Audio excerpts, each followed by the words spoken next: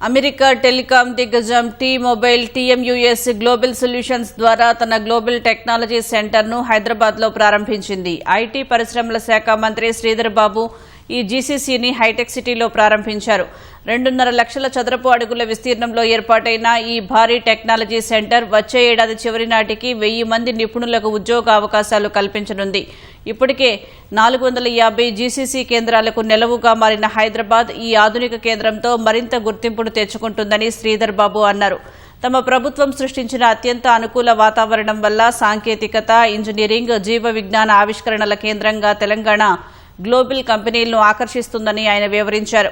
విభిన్న రంగాలకు చెందిన నిపుణులైన మానవ వనరులు అందుబాటులో ఉన్నందున అనేక సంస్థలు తమ నూతన కేంద్రాల ఏర్పాటు సహా విస్తరణ కోసం ఇక్కడికి వస్తున్నాయని శ్రీధర్ బాబు వెల్లడించారు. ఫార్చ్యూన్ 500 కంపెనీలు రాష్ట్రంలో తమ జీసీసీలు, సాంకేతిక కేంద్రాలను ఏర్పాటు చేసినట్లు తెలిపారు. టీ-మొబైల్ అమెరికాలోని అతిపెద్ద వైర్లెస్ నెట్వర్క్ ఆపరేటర్లలో ఒకటిగా ఉంది.